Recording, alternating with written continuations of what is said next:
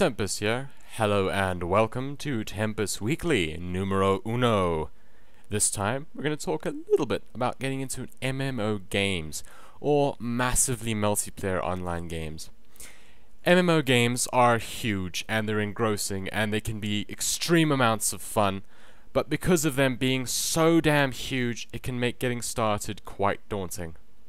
Now when it comes to starting an MMO game, there is no way to know everything before you join, and honestly, I doubt that would be any fun. Half the fun of an MMO game comes from running around without having a clue as to what you're doing. I know I found it fun, and I know others do too. So the first step to joining an MMO game, just do it.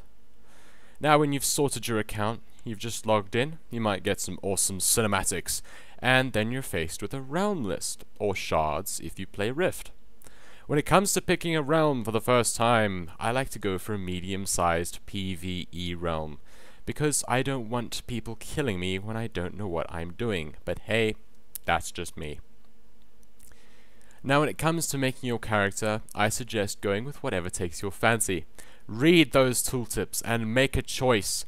Ignore what other people tell you. If they say go for such and such because it's awesome and it's great and it's wonderful, that's what they like. Let them pick what they like and you pick what you like. After all, it's your game. Also be sure to pick a race on what looks good to you.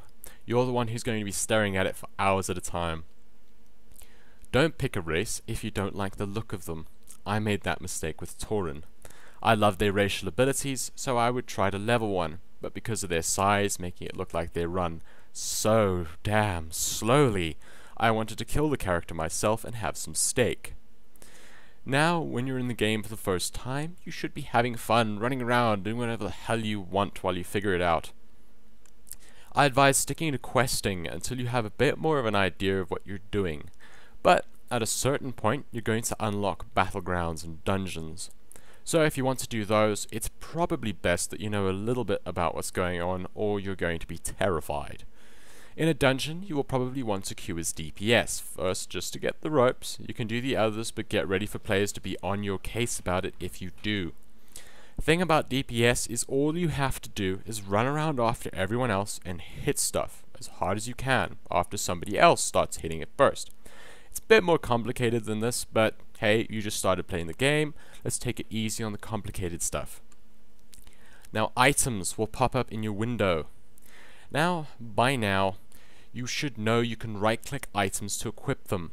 If you don't know what items you need, I advise just rolling greed, otherwise you would be called a ninja. Now in my first few dungeons, I rolled need on everything, because I had no idea how looting worked, and they called me a ninja. And I, at the time, thought, wow, these guys think I'm a ninja. Damn, I must be so good at this. I later learned that that's what you call people that steal loot they don't need. A battleground, or warfront, is a battlefield in which you have two teams with objectives to complete to win the match. In the process, you engage in player versus player combat, which is where the bad guys, aka the enemy players, are who you will have to kill. Be prepared to die in these. A lot. But death is easy to come back from, as you just release spirit and chill out at the spirit healer until you get brought back to life. MMO games are exciting. They really are. But if you're anything like me, you don't like leveling. You just want to be max level, and at a certain point, around about midway to max level, for me at least, you start to get bored. And that brings up another issue with MMO games. They can be a little bit grindy, sometimes so that you have to do something over, and over, and over again, and it can be boring as hell. To get over this boredom slump, I recommend that you listen to some music you enjoy, and that should help keep you sane. When you first get into the game, I would recommend playing either alone or with a very patient friend. You need to be able to run off in random directions because, hey, that mountain just looks cool. At a certain point, you're going to encounter profession trainers. What's a profession trainer? Well, basically, these guys teach you how to do things like enchant gear, mine minerals, skin dead animals, and pick up herbs. Professions will often be how you make money in the game. Now, if you ask people what professions you should get, they'll most likely give you a response like tailoring and enchanting, or something like that.